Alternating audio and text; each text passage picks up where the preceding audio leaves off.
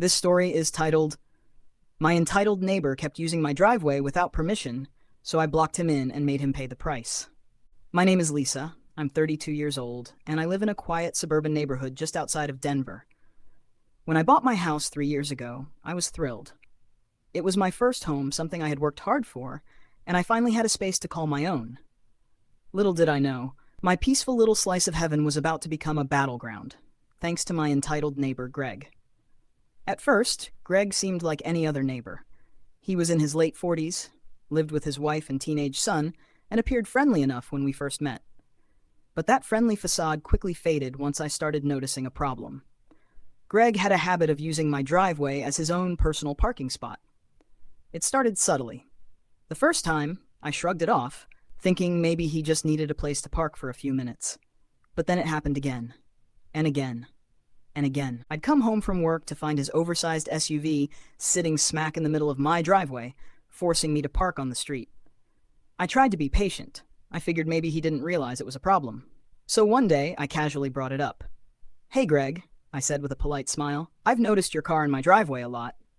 Could you make sure to park in your own driveway from now on?" He laughed, waving his hand dismissively. "Oh, don't worry, Lisa. It's just easier for me to park here sometimes. You don't mind, right?" Actually, yes. Yes, I did mind. But I didn't want to start a war with my neighbor, so I kept my voice calm. "Well, it's my driveway, and I'd really prefer to keep it clear." Greg's smile faltered slightly, but he nodded. Sure, no problem." For a brief moment, I thought the issue was resolved. But oh, how wrong I was. A few days later, I came home late from work to find his car again in my driveway. But this time, he wasn't even home. I had to park down the street, and when I finally saw him the next day, I confronted him again. "Greg, I asked you not to park in my driveway," I said, crossing my arms. He had the audacity to roll his eyes. "Lisa, come on, it's not that big of a deal. You have plenty of space, and I'm not hurting anyone." I couldn't believe what I was hearing. "That's not the point. It's my driveway. I shouldn't have to keep asking you to stay off of it." Greg scoffed, muttering something under his breath about how I was being dramatic. And then, as if to prove a point, he continued using my driveway whenever he felt like it. It became a daily battle. I'd leave for work, come home, and boom, Greg's SUV was there again, like an unwanted guest that refused to leave. I tried everything. I left notes on his windshield. I texted his wife, hoping she'd talk some sense into him. I even went as far as politely asking his son to tell his dad to stop. But nothing worked. And then, one day, Greg pushed me too far. It was a Saturday morning, and I had big plans. I was hosting a brunch for some friends, and I needed to run out and grab groceries. But when I stepped outside, I saw it. Greg's SUV, again, sitting in my driveway like it owned the place. I saw red. I stormed over to his house and pounded on the door. When Greg opened it, he looked annoyed, as if I was inconveniencing him. "Greg," I said, barely containing my frustration, "move your car. Now." He sighed dramatically, like I had just asked him to move a mountain. "Lisa, relax. I'll move it later." "No," I snapped. "You'll move it now." Greg smirked, leaning against the doorframe. Or what? That was it. That was the moment I decided that if Greg wanted to play games, I was going to make sure he lost. I turned on my heel, marched back to my house, and set my plan in motion. If Greg refused to stop using my driveway, then I was going to make sure he never used it again. The moment I stepped back into my house, I knew exactly what I had to do. Greg had ignored my patience, disrespected my property, and acted like he was entitled to my driveway. Fine. If he wanted to keep pushing boundaries, I was going to push back. First, I made a quick trip to the hardware store and picked up a few supplies. Then I called a towing company and asked about private property towing. Turns out, since my driveway was legally mine and clearly marked as private property, I had every right to have Greg's SUV towed the next time he parked there without my permission. But before I took that nuclear option, I wanted to give him a taste of his own medicine. That afternoon, I parked my own car directly behind his SUV, blocking him in. Then, I grabbed a chair, made myself a nice glass of lemonade, and sat on my front porch, waiting for the inevitable fireworks. It didn't take long. About an hour later, Greg stormed out of his house, clearly in a rush. He was halfway to his car before he realized what I had done. He stopped dead in his tracks, his head snapping toward me. "Lisa," he shouted, throwing his arms up. "Move your car." I took a slow sip of my lemonade and shrugged. "Oh, sorry, Greg. I'll move it later." His face turned beet red. "I have to go somewhere." I raised an eyebrow.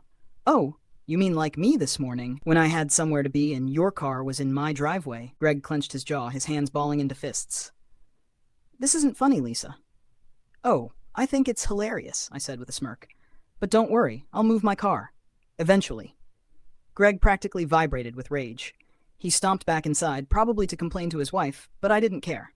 I let him stew for a solid 20 minutes before leisurely walking to my car and moving it. The second I did, Greg jumped into his SUV and peeled out of my driveway without a word. I wish I could say that was the end of it, but no. Greg, being the petty little man-child that he was, decided to escalate things. The very next day, I woke up to find his car parked in my driveway again. Only this time, he had the nerve to park at an angle, taking up even more space than usual. That was it. No more games. No more warnings. I picked up my phone and called the towing company. 20 minutes later, a tow truck arrived. The driver took one look at the situation, nodded, and got to work. By the time Greg realized what was happening, his beloved SUV was already being hauled off my property. Greg came running out, yelling at the tow truck driver. "Hey, what the hell do you think you're doing?" The driver barely spared him a glance. "This is private property. Owner called it in." Greg whirled around to me, his face twisted in fury. "Lisa, you can't do this." I folded my arms. Actually, I can. And I did. His wife, who had been watching from the porch, finally decided to step in. "Lisa, this is unnecessary. You could have just asked him to move it." I laughed, a cold, humorless sound. "Oh, you mean like the dozens of times I've already asked? Yeah, that clearly worked so well." Greg sputtered, but I cut him off. "By the way, you'll have to pay a hefty fine to get your car back. Oh, and if this happens again, I'll call the towing company every single time." With that, I turned and walked back inside, leaving Greg standing there, seething. I watched from my window as he pulled out his phone, probably to call the towing company, but I knew there was nothing he could do. The law was on my side. From that day forward, Greg never parked in my driveway again. After Greg's SUV was towed, I thought he would finally get the message. And for a while, it seemed like he had. My driveway remained blissfully empty for the next few days, and I actually started to relax. But then Greg did something even worse. Late one night, I heard a loud scraping sound outside my house. At first, I thought it was just some raccoons messing with the trash, but then I heard it again, closer this time. I peeked out my window and my stomach dropped. Greg was outside, shoveling snow from his driveway into mine. It had snowed earlier that evening, just a few inches. But apparently, Greg thought the best way to deal with it was to dump all of it onto my driveway. He was actually laughing to himself, as if he had just pulled off the prank of the century. That was it. I was done playing nice. I grabbed my phone and snapped a few pictures for evidence. Then I threw on my coat, yanked open my front door, and stormed outside. "Greg, what the hell are you doing?" I shouted. He froze, his shovel halfway in the air, eyes wide like a kid caught stealing candy. Then he had the audacity to smirk. "Just making sure your driveway gets some use, Lisa, since you're so protective of it." Oh, he thought he was so clever. I took a deep breath, forcing myself to stay calm. "You're trespassing, Greg, and vandalizing my property." His smirk faltered for a second, but he quickly recovered. "It's just snow, Lisa. It'll melt." I narrowed my eyes. "Yeah? And I'm sure the police will be real interested in hearing that." Greg scoffed, but I saw the way his fingers tightened around the shovel. He wasn't as confident as he pretended to be. "Come on, Lisa. You're not really going to call the cops over a little snow, are you?" I pulled out my phone and pretended to dial. "Guess we'll find out." That did it. Greg muttered something under his breath, threw down the shovel, and stomped back into his house. But I wasn't done. Early the next morning, I filed a formal complaint with the Homeowners Association. Now, I wasn't usually the type to involve the HOA, but this was exactly the kind of pettiness they lived for. It turned out Greg had already been on their radar for other neighbor complaints, loud parties, unapproved home modifications, general obnoxiousness. My report about the snow dumping incident was the final straw. A week later, Greg received an official letter warning him about multiple violations. If he didn't clean up his act, he'd be facing serious fines. The best part? The HOA also sent him a mandatory snow removal notice, meaning he had to personally clear any snow he put onto my driveway or risk further penalties. And just like that, Greg finally realized I wasn't someone he could mess with. From that day forward, he kept his distance. No more parking in my driveway. No more petty stunts. No more smug little smirks. And me? I got to enjoy my home the way I always should have, without an entitled neighbor trying to take advantage of me. In the weeks that followed, Greg kept his distance. No more SUV in my driveway, no more passive-aggressive stunts. It was like he had finally accepted that I wasn't someone he could push around. Or so I thought. One afternoon, I came home to find a piece of paper taped to my front door. My stomach sank as I unfolded it and read the words scrawled in angry, messy handwriting. Hope you're happy, Lisa. You made this neighborhood unbearable. Maybe it's you who should move. I felt a chill run down my spine. It wasn't a direct threat, but it was clear that Greg was still stewing in his bitterness. I debated going to the HOA again, but honestly, I was tired of playing this game. So instead, I did something that I knew would really get under Greg's skin. I ignored him. Every time I saw him outside, I acted like he didn't exist.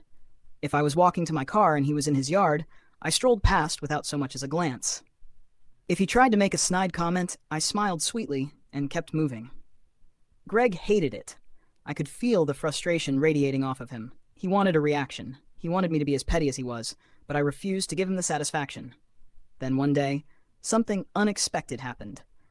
A for sale sign appeared in Greg's yard. I almost didn't believe it at first, but sure enough, within a month, the house was sold. Greg and his family packed up and left without a single word to me, and just like that, the nightmare was over. A few weeks later, my new neighbors moved in. A lovely retired couple who actually respected property lines. The first time we met, they smiled warmly and said, "We heard you had some trouble with the last owner. Don't worry, we like using our own driveway." I laughed, feeling a weight lift off my shoulders. Greg thought he could push me around. He thought he could claim my property as his own. He thought he could intimidate me. But in the end, I won. The lesson? Entitled people will take advantage of you for as long as you let them. But the moment you stand your ground, the moment you refuse to back down, they lose their power. So if you're dealing with someone like Greg, remember this. You don't have to put up with it. Stand your ground, set your boundaries, and if they still won't listen, make them pay the price. If you enjoyed this story, don't forget to like, comment, and subscribe for more. Have you ever dealt with an entitled neighbor? Share your story in the comments below. I'd love to hear it.